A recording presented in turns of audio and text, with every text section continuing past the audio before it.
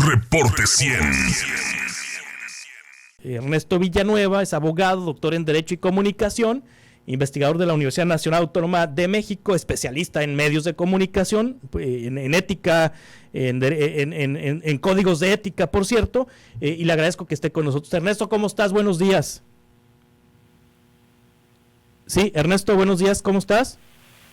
Hola, buenos días, Juan Carlos. Bien, gracias a ti, a tu auditorio. Sí, Ernesto, ¿qué significa esto en español? Es decir, un radioescucha, un televidente, un consumidor de medios electrónicos, de medios digitales, ¿qué derechos pierde? ¿Qué derechos recupera? ¿Qué derechos tiene a partir de esta decisión de la Corte de lunes? Mira, la resolución de la Corte es muy importante, tú ya lo adelantaste aquí. Efectivamente, lo que hizo la Corte fue no entrar al fondo del asunto, sino lo hizo a través de la forma. Ya tú ya lo explicaste, ya no lo voy a repetir. Es decir, finalmente el resultado fue que invalidó la reforma a la Ley de Telecomunicaciones y Radiodifusión del 2017 y dejó en pleno vigor la ley del 2014. Sí. ¿Eso qué significa? Significa que la reforma del 2017, que ya no existe jurídicamente, ¿qué era lo que hacía? Lo que hizo en el 2017 fue invalidar algunas disposiciones muy importantes desde la perspectiva de las audiencias, como son, tú también ya lo esbozaste, diferenciar la opinión de la información. Eso sí estaba en la ley del 2014, se elimina, se deroga en el 2017, pero como ya esa reforma se invalidó por la Corte, vuelve a estar en vigor la del 2014, de tal suerte que recupera las audiencias, el derecho que tienen a la información, es decir, a una vertiente de la información, es decir, saber si el presentador de las noticias está opinando, editorializando una noticia, y tener claro si está informando o está opinando, pues para precisamente evitar que haya una manipulación del acceso a la información. Eso sí, por un lado. Otro elemento que es eso está en el artículo 256, sección tercera, que se había eliminado en 2017 y ahora se recupera porque ya entra en vigor de nueva cuenta la del 2014. Otro elemento muy importante es el 259, en donde se establece la obligación de los medios de tener un defensor de las audiencias, que la del 2017 lo había también derogado. Otra vez se recupera esa figura del defensor de las audiencias. ¿Qué significa defensor de las audiencias? Pues es una persona experta en medios de comunicación, en derecho, en ética, que hace valer pues el código ética de cada medio de comunicación, de tal suerte que pues es una especie de receptor, digamos, de las inquietudes, de las dudas, de las quejas de las audiencias sobre determinado contenido del programa, y entonces pues, el defensor resuelve acá las dudas, ve si efectivamente hubo razón o no, y es efectivamente un mecanismo de autorregulación. Aquí lo que hay un debate es que dicen, bueno, es que eso nos restringe la libertad.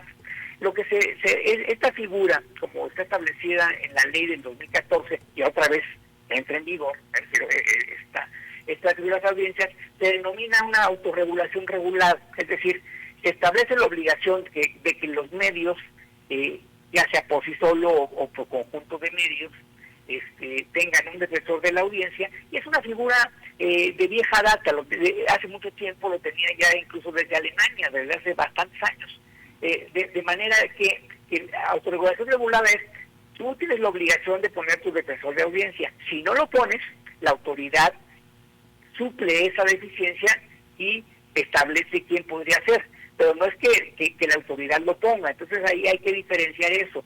Y otro elemento adicional muy importante, Juan Carlos, es que en todos los códigos de ética de los dueños de medios de radio y televisión abierta, Estados Unidos, Canadá, Australia, Reino Unido, en todos se establece la separación de información y opinión, o sea, que no nos vengan aquí con que es algo que no se puede, pues lo tienen ellos mismos, y aparte son los códigos de ética voluntariamente expedidos por la industria de la radio y la televisión de Estados Unidos, de Canadá, de Australia, de las principales potencias, y nadie ha dicho nada y se cumplen, y entonces aquí estamos, señalando en algunos casos que hay una restricción a la libertad de expresión. Me parece que en México la libertad de expresión en los medios de comunicación se explica en la medida en que garantiza un bien superior, el derecho de que la sociedad esté informada. Sí. Es decir, no se agota en sí misma la libertad de expresión en un medio de comunicación, en un periodista, como podría ser en un particular, sino es un derecho instrumental. Es un derecho fundamental, pero es un derecho instrumental para garantizar el bien mayor. O sea, tú haces periodismo no porque te sientas a gusto con eso y ya, punto, no, sino porque tú cumples una función social, que es mantener informada a la sociedad, y justamente lo que se quiere con esto es lograr ese propósito. Sí, Ernesto Villanueva, ¿por qué si estamos hablando de una ley de 2014, también de 2017, por qué se publicó en medios de comunicación y se divulgó a través de redes sociales que el presidente López Obrador ahora iba por la línea editorial de los medios privados, que ya estaba controlando los medios públicos, que ahora iba por la línea editorial de privados, y hasta se llegó a publicar y decir que el gobierno tendría censores dentro de los medios de comunicación para decidir qué va y qué no va? Esto que se dijo, ¿es verdad? Si estamos hablando de una ley del 17, ¿sí? Es una desinformación. Desinformación. Porque acuérdate que esto del 2014 pues no estaba todavía, estaba el gobierno de Peña Nieto y lo aceptaron los legisladores.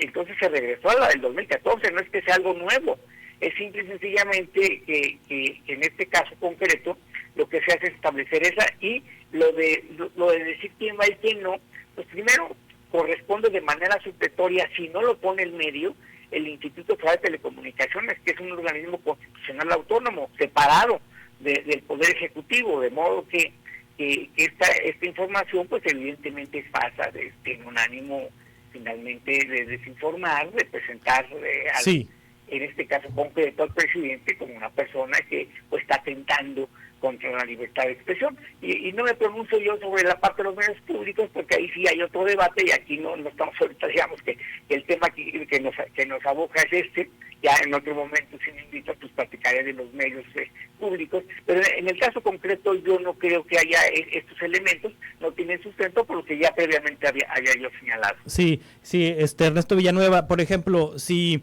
con esto que decidió la Corte, si Unirradio no tiene defensor de las audiencias, ¿qué significa que va a pasar? ¿Que el IFETEL le va a poner uno?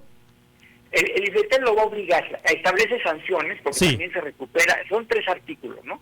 El último de ellos es las sanciones.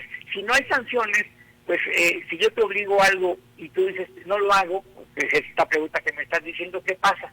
Y si no pones sanciones, pues no pasaría nada, ya no sería una ley, sino sería un código de ética, es voluntario.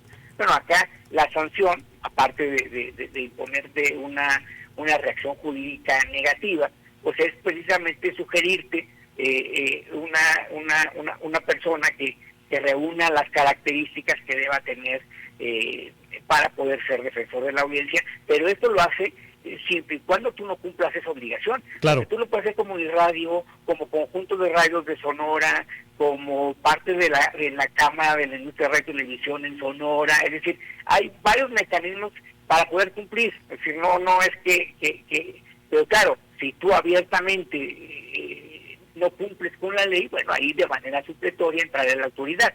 Que no, repito, no es el Ejecutivo, es el Instituto Federal de Telecomunicaciones, que es un órgano autónomo. Sí, Ernesto Villanueva, hacemos una nueva cita para hablar de los medios públicos, que creo que hay un tema muy importante ahí, que me parece, en una opinión personal, que hay un retroceso en esta administración federal en los medios públicos, porque parecen más medios ideologizados que públicos, o sea, fueron más, cumplieron mejor su papel en otras administraciones conservadoras, vamos a decirlo así.